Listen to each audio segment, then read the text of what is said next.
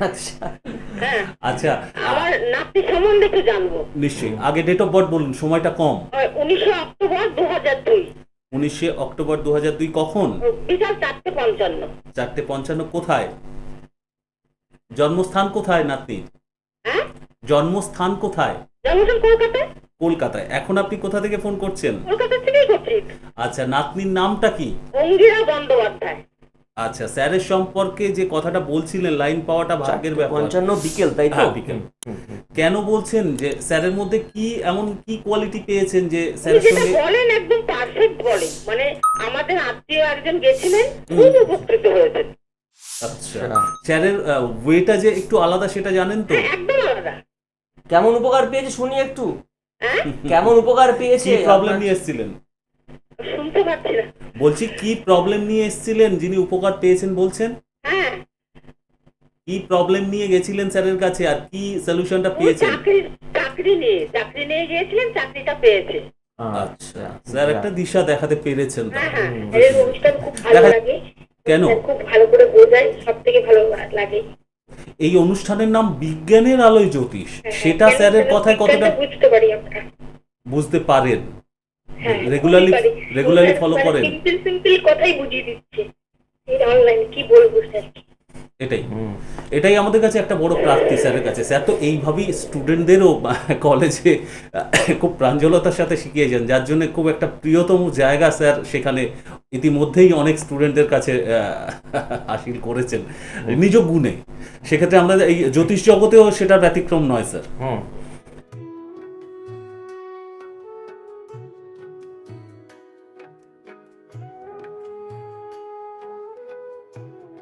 যিনি রাঁধেন তিনি চুলও বাঁধেন।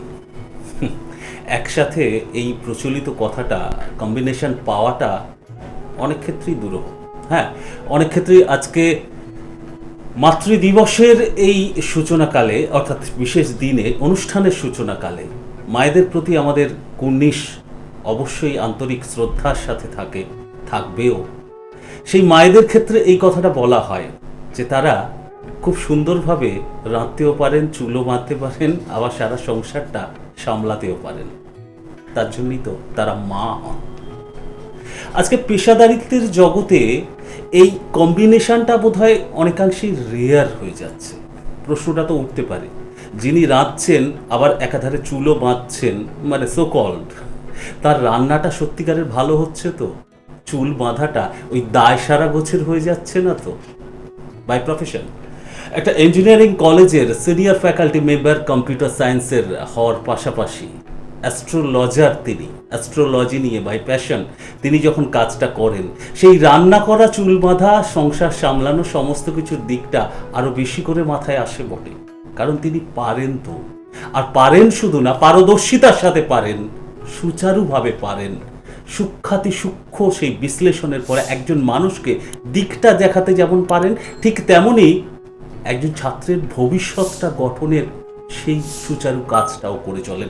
কোনো জায়গায় বিন্দুমাত্র ফাঁকি রাখেন না, যার জন্যেই সকলের প্রিয় স্যার হয়ে ওঠেন প্রফেসর ডক্টর বাসু। তারই এই অনুষ্ঠান, এবং সেই অনুষ্ঠানে আমাদের জীবনে জ্যোতিষশাস্ত্রের প্রভাব কতটা যুক্তিসঙ্গতভাবে আমরা বুঝি, এবং তারই সাথে রেমিডিয়াল প্রসেস কিভাবে কথা বলতে পারে সো কল্ড, কেন তিনি গ্যারান্টি দিয়ে দেন তার রেমিডির ওপরে, সেই সমস্ত কিছু যুক্তিসহ অ্যানালিসিস করেন।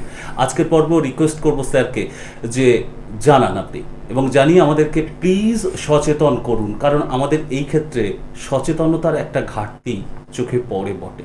তো একজন এডুকেটেড অ্যাস্ট্রোলজার যখন আছেন, ভরসাটা আমাদের বরাবরের মতো আজও আছে।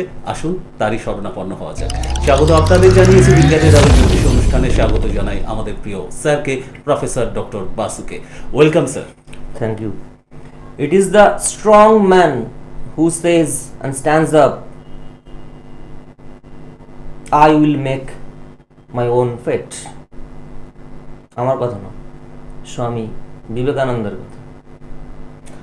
আজকাল এই কথা শুনতে খুব কম শোনা যায়। আমরা বলি এগুলো তত্ত্ব কথা, বাস্তবিক ক্ষেত্রে তা হয় না।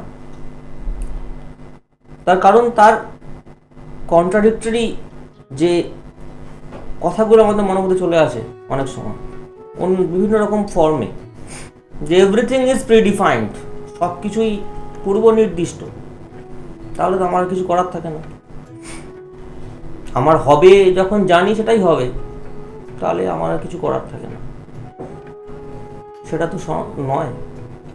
তো এই জায়গাতে দুটোর মেলবন্ধন যদি করা যায়, স্বামীজির কথা ভ্রান্ত এটা বলার দৃঢ় সাহস বোধহয় আমি কেন কেউই রাখেন না।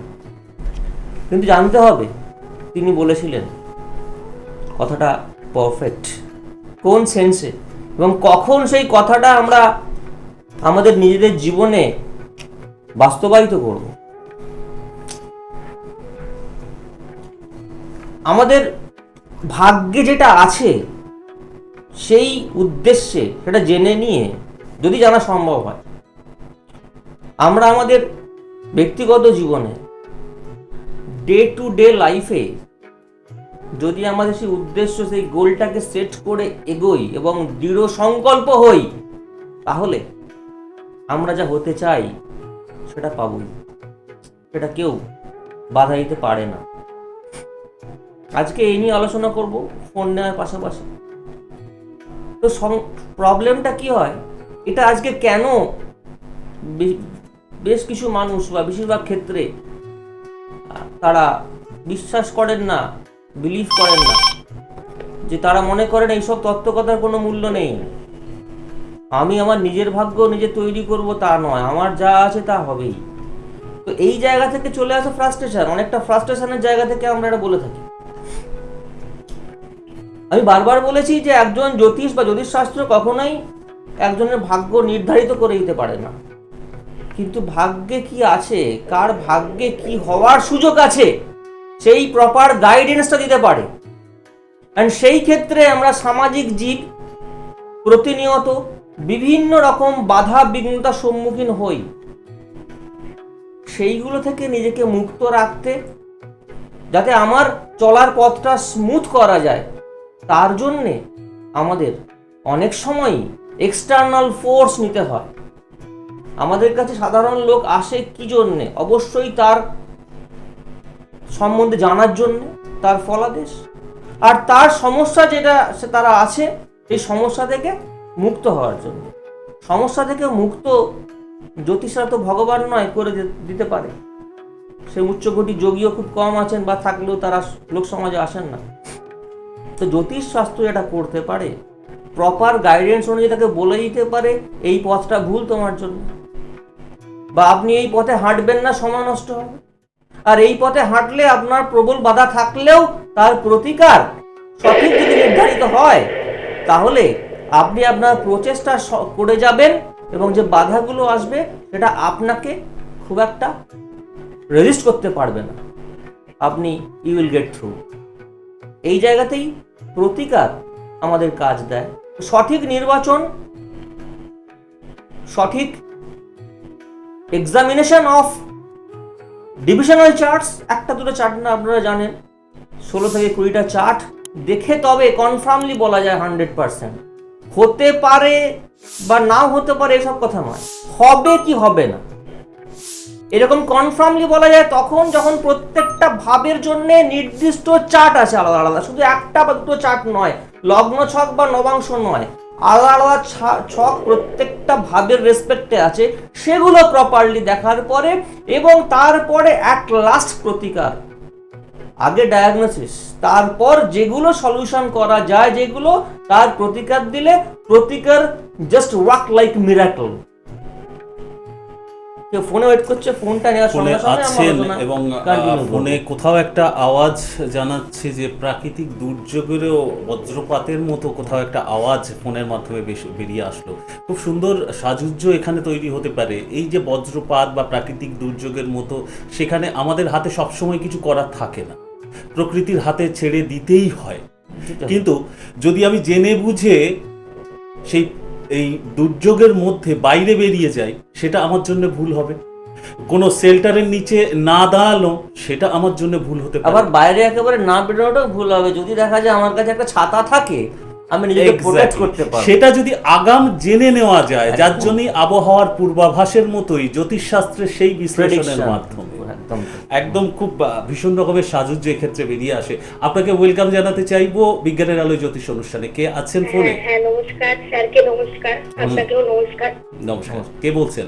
হ্যাঁ আমি সোদপুর থেকে বলছি, একটু ছেলের সম্বন্ধে জানবো। ঝড় বৃষ্টি আরম্ভ হয়ে গেছে নাকি? হ্যালো। ঝড় বৃষ্টি আরম্ভ হয়ে গেছে? হ্যাঁ হ্যাঁ, খুবই বৃষ্টি হচ্ছে বলতে গেলে। কিছু আওয়াজ আমাদের কাছে পৌঁছালো। যাই হোক, ছেলের নাম বলুন। হ্যাঁ হ্যাঁ, ওর নাম হচ্ছে দীপ্তিমান মুখোপাধ্যায়। বলুন জন্ম তারিখ বলুন। Date of birth? হ্যাঁ হ্যাঁ, 26শে জুলাই 2005। 2005। সময় বলুন। সকাল 11:51। 11:51।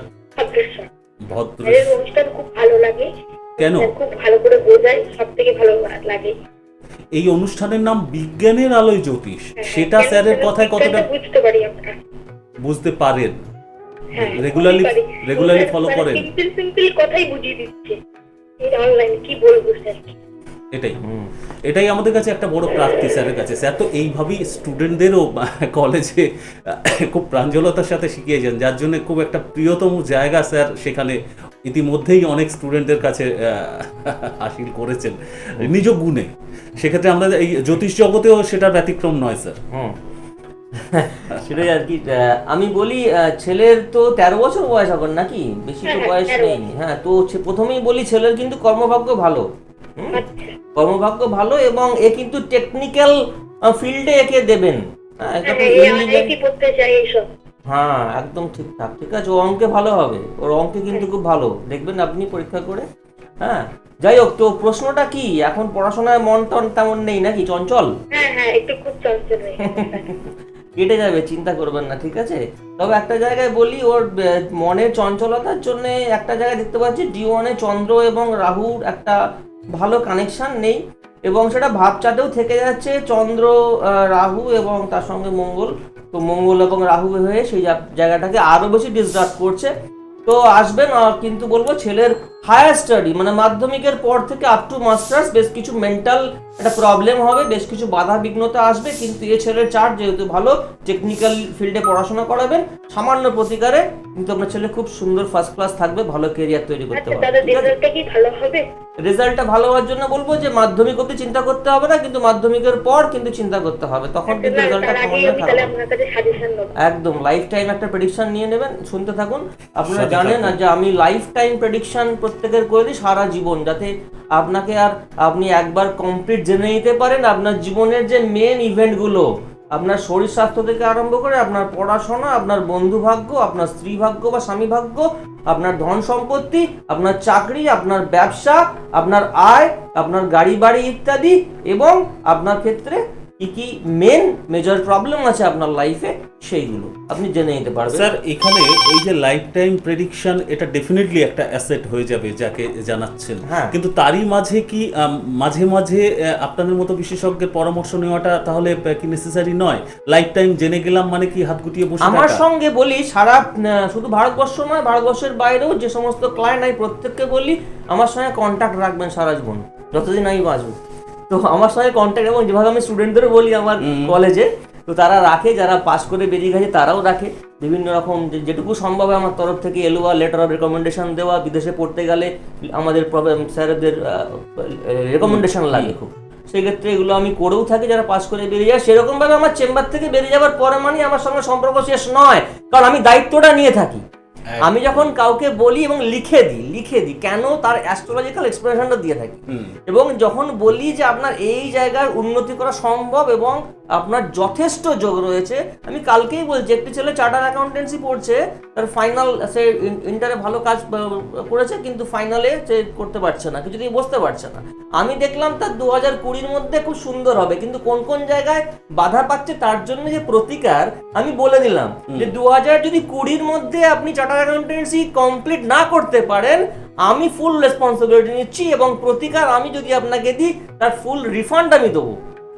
ফুল রিফান্ড দেওয়াটার এটাই আজ অব্দি হয়নি, এটাই তার মনের মধ্যে জাগানো বিশ্বাসটা, এবং আমি সেই বিশ্বাসটা রাখি যে আমি একজনের জন্য 1.5 ঘন্টা বাড়িতে সময় নিই, এর জন্য আমি আগে থেকে date of birth time place নেওয়া হয়। কেউ যদি আমার চেম্বারে সঙ্গে date of birth time place দেন, আমি বলবো আপনি আগে পরের দিন আসবেন, পরে আসবেন, অ্যাপয়েন্টমেন্ট আগে থেকে নিতে হবে। আমরা জানি কারণ আমি আপনার বইটা একটু আলাদা এবং কতটা গভীরে আপনি প্রবেশ করতে চান একজন আমার প্রায় মানুষের 1.5 ঘন্টা লাগে। প্রেডিকশন হ্যাঁ। জীবনের সারা জীবনের ওই কারণ এগুলো তো মানে খুব নয়, লাইটলি নিলে হবে না। আমি তাকে একদম। বলছি এবং সে ডকুমেন্টেড হয়ে থাকছে, আমি লিখে দিচ্ছি।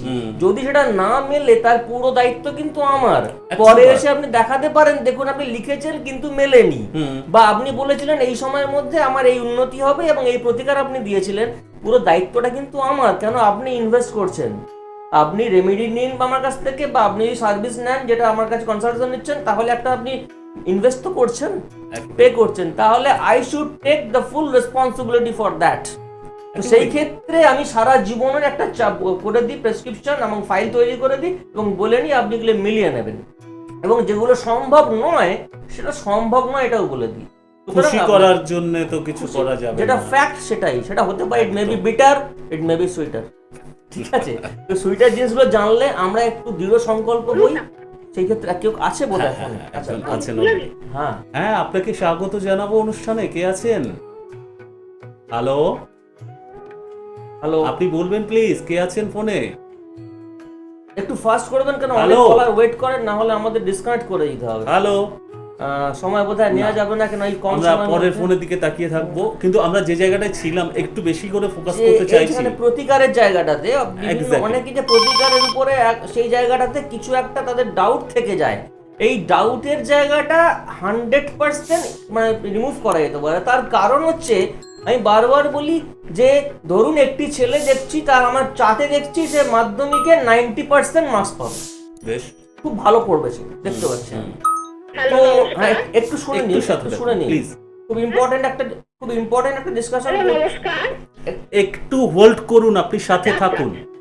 তো একটি ছেলে বা একটি মেয়ে দেখলাম চাটেতে মাধ্যমিকে সমস্ত কিছু বিচার করে দেখলাম তার খুব ভালো রেজাল্ট হবে, 90% রেজাল্ট হবে, এটা গ্যারেন্টি দেওয়া যায়। তাই পরীক্ষার আগের দিন বা মাধ্যমিক পরীক্ষা শুরু হওয়ার আগে পরীক্ষা কেন্দ্রে সে সুস্থভাবে পৌঁছতে পারবে, সে তার কোনো অ্যাক্সিডেন্ট হবে না, বা সে পরীক্ষা হলে গিয়ে তার হাত স্টিপ হয়ে যাবে, লিখতে পারবে না, গ্যারেন্টি দেওয়া যায়। এই জায়গায় ভাগ্য কাজ করে। বিভিন্ন রকম প্রবলেম কিন্তু এসে যায় ছেলেটির ট্যালেন্ট বা তার যে প্রিপারেশন, তার রিপ্রেজেন্টেশন হলো না ঠিক করে, তাহলে তো কি করে সে নাম্বার পাবে? তো সেইখানে ইট ইজ প্রিডিফাইন্ড যে এটা হবে, তার ভালো রেজাল্ট করতে পারবে, কিন্তু না হতে পারে। তার কারণ তার আগে যে এক্সটার্নাল ফ্যাক্টরস আছে, আনওয়ান্টেড ডিস্টারবেন্স আছে, সেগুলোকে আমরা প্রোটেক্ট করতে পারি, and remedy can do that properly. এই রোদের ছাতা বা বৃষ্টির সেই ছাতা, জায়গাতে আমরা এগুলো প্রোটেকশন হতেই করতে পারে। পারি। প্রত্যেকের অনেক আছে সারা জীবন কাজ করে গেছেন, দারুণ অ্যাক্টিভ কাজেতে, মান সম্মান বা অর্থ পাচ্ছেন না, আবার আপনার বন্ধু আছে তার থেকে আপনার থেকে কম্পারেটিভলি ইনফিরিয়ার কোয়ালিটির কাজের রেসপেক্টে বা কোয়ালিটির রেসপেক্টে সে সব ধরনের উন্নতি করে যাচ্ছে। সেটাও তো কারণ তো আছে। আপনিও করতে পারেন, আপনি যদি প্রপারলি আপনার চার্টগুলোকে এক্সামাইন করেন। শুধু D1 এর কাজের জায়গাটায় D1 D9 না, তার সঙ্গে D10, পড়াশোনার জায়গায় D20 বা চতুর্বিং সংখ্যা আলাদা আলাদা চার্ট হয়, সেগুলো দেখে অ্যাকচুয়াল কোন প্ল্যানেটগুলোকে স্ট্রেনথেন করতে হবে, হ্যাঁ, সেই নক্ষত্র বিচার সহ, তাহলে কি হয় অপটিমাম রেমেডি। এক গাদা স্টোন পড়ে লাভ নেই। আমি নিজেই কি স্টোন পড়েছি দেখতে পাচ্ছেন, আমি বলি সাধারণভাবে যে কটা স্টোন পড়তে হাতে পড়তে, এবং তারও অনেক কারণ থাকে, ওগুলো কখন আমরা পড়বো। তো মিনিমাম নাম্বার অফ স্টোন সেটা পড়লে প্রপারলি কাজ করে, একটা স্টোন অনেকগুলো জায়গা কভার করতে পারে। ফোনটা নিয়ে নিন। কে আছেন এবারে? আপনাকে ওয়েলকাম। নমস্কার। হ্যাঁ হ্যাঁ, বলবেন প্লিজ। আপনাদের দুজনকেই নমস্কার। নমস্কার। ওনার ফোন পাওয়ার জন্য আমি অস্থির। আচ্ছা, আমার নাতি সম্বন্ধে একটু জানবো। নিশ্চয়ই। আগে ডেট অফ বার্থ বলুন, সময়টা কম। 19 অক্টোবর 2002। 19 অক্টোবর 2002। কখন? বিকাল 4:55। 4:55। কোথায়? জন্মস্থান কোথায় নাতনি? হ্যাঁ, জন্মস্থান কোথায়? জন্মস্থান কলকাতায়। কলকাতায়। এখন আপনি কোথা থেকে ফোন করছেন? কলকাতা থেকেই করছি। আচ্ছা, নাতনির নামটা কি? অঙ্গিরা বন্দ্যোপাধ্যায়। আচ্ছা, স্যারের সম্পর্কে যে কথাটা বলছিলেন, লাইন পাওয়াটা ভাগ্যের ব্যাপার। 55 বিকেল, তাই তো? হ্যাঁ, বিকেল। কেন বলছেন যে স্যারের মধ্যে কি এমন কি কোয়ালিটি পেয়েছেন যে স্যারের যেটা সঙ্গে? বলেন একদম পারফেক্ট বলেন, মানে আমাদের আত্মীয় একজন গেছিলেন, খুব উপকৃত হয়েছেন। আচ্ছা, স্যারের ওয়েটা যে একটু আলাদা সেটা জানেন তো? একদম আলাদা। কেমন উপকার পেয়েছে শুনি একটু, হ্যাঁ, কেমন উপকার পেয়েছে? কি প্রবলেম নিয়ে এসেছিলেন? শুনুন শুনতে পাচ্ছি না। বলছি কি প্রবলেম নিয়ে এসেছিলেন যিনি উপকার পেয়েছেন বলছেন? হ্যাঁ, কি প্রবলেম নিয়ে গেছিলেন স্যারের কাছে আর কি সলিউশনটা ও পেয়েছেন? চাকরি নিয়ে গিয়েছিলেন, চাকরিটা পেয়েছে। আচ্ছা, স্যার একটা দিশা দেখাতে পেরেছেন তো। হ্যাঁ, হ্যাঁ। দেখা যাক বলুন, আপনার নাতনির ক্ষেত্রে আপনি কি প্রশ্ন একটু বলুন, নির্দিষ্ট প্রশ্ন রাখুন। ও এবার পরীক্ষা দিয়েছে, রেজাল্টটা কেমন হবে? রেজাল্টটা কেমন হবে? বৃহস্পতি, মঙ্গল, বৃহস্পতি, আচ্ছা আর কি নিয়ে পড়বে? হ্যাঁ হ্যাঁ হ্যাঁ, রেজাল্ট তো ভালোই হবে, বুঝতে পেরেছেন? হ্যাঁ, মীন লগ্নের ক্ষেত্রে তো মঙ্গল বৃহস্পতি খুব ভালো গ্রহ, এবং লগ্ন সাপেক্ষে ও কি মাধ্যমিক পরীক্ষা দিয়েছে নাকি? হ্যাঁ। হ্যাঁ, ও সায়েন্স নিয়ে পড়তে বলবেন ওকে। হ্যাঁ? সায়েন্স নিয়ে পড়তে বলবেন, সায়েন্স নিয়ে পড়তে বলবেন। আচ্ছা, ও কি ডাক্তারি লাইনে গেলে হবে? ডাক্তারি লাইনে যেতে পারে, কিন্তু সেই ক্ষেত্রে প্র্যাকটিস করার থেকে কিন্তু প্রফেসরি যদি করেন, উনি টিচিং এ যান, ডাক্তারি পাস করে, তাহলে ভালো হবে। খুব ভালো কনসালটেশন দিতে পারবে, অর্থাৎ ডাক্তারদের একাডেমিক্স লাইনটা, ঠিক আছে? প্র্যাকটিসের থেকে বেশি একাডেমিক্স যদি যান তাহলে ভালো হবে, ঠিক আছে? রেজাল্ট ভালো করবে তো? রেজাল্ট ভালো করবে, অবশ্যই ভালো করবে, এবং ডাক্তারি পড়াতে পারেন, কোনো প্রবলেম নেই। সাথে থাকুন। 9674250516 এই বিশেষ নাম্বারটার কথা আপনাদের বলবো। তার সাথে আরো একটি নাম্বার অবভিয়াসলি রয়েছে 9748403694। এই দুটো হচ্ছে বিশেষ হেল্পলাইন নাম্বার। যারা ইন্টারেস্টেড স্যারের কাছে তার অনবদ্য প্রেডিকশন, আপনাদেরই ভাষায় অনবদ্য প্রেডিকশন, তার সান্নিধ্য পেতে, সেই কনসালটেন্সি নিতে, তারা এই নাম্বারে বিফোর টাইমে হাতে সময় নিয়ে ফোনটা করবেন। কারণ বারবারই অন্যরাও বলছেন, এটা আমরাও জেনে গেছি যে স্যার একটু আলাদা ওয়েতে করেন, কারণ সেখানে রেসপন্সিবিলিটিটা ফ্যাক্টর। এছাড়া স্যারের ওয়েবসাইট ভিজিট করতে পারেন www.profbasu.in। এখানে সমস্ত এপিসোডগুলো এখানে পাবেন, বা কনসালটেন্সির জন্য ওয়ে আউটটা এখান থেকেও বেরিয়ে যেতে পারে। হেল্পলাইন নাম্বার তো রয়েছে।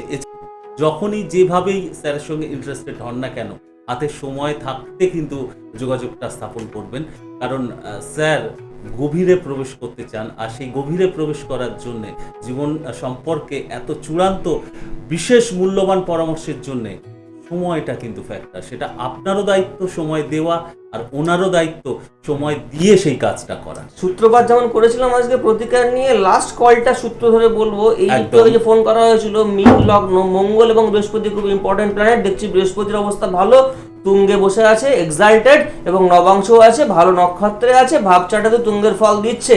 তাহলে এই জাতককে কি আমি, যেহেতু শুভগ্রহ, তাই আমি একটা প্রোগ্রাস পড়িয়ে দেবো? তা তো নয়, দরকার নেই। যেখানে দরকার নেই সেখানে দরকার নেই, পড়ার দরকার নেই, সেখানে শুধুমুধু খরচ করে লাভ নেই। কিন্তু যেখানে দরকার আছে, যে সমস্ত প্ল্যানেটকে স্ট্রেনথেন করতে হবে, এই সমস্ত ডিভিশনাল চার্ট দেখালে, তাহলে কিন্তু আপনার জীবনে যেটা আছে সেটা আপনি মিরাকল কাজ করতে পারে উইদিন 24 আওয়ার্স। আমি বলে থাকি, আমি যা রেমেডি দিয়ে থাকি যাকে, উইদিন 24 আওয়ার্স কাজ করা শুরু করে, ইট স্টার্টস ওয়ার্কিং। 1 মাস পরে আমি ফিডব্যাক নিই যে কতটা ইমপ্রুভমেন্ট হলো।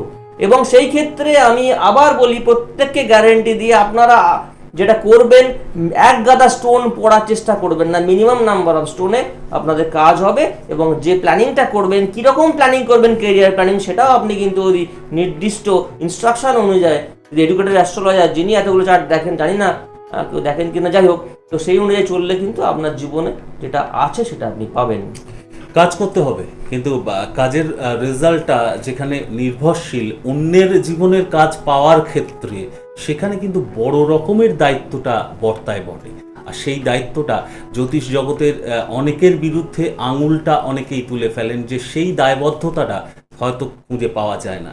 কিন্তু একজন এডুকেটেড অ্যাস্ট্রোলজারের কাছে সেটা বোধহয় বলাই বাহুল্য, ডেফিনেটলি পাওয়া যায়। আর যার জন্যেই স্যারের প্রতি এতটাই জনপ্রিয়তা বলুন, শ্রদ্ধা বলুন, সমস্ত কিছু উত্তরোত্তর এইভাবেই বেড়ে চলেছে।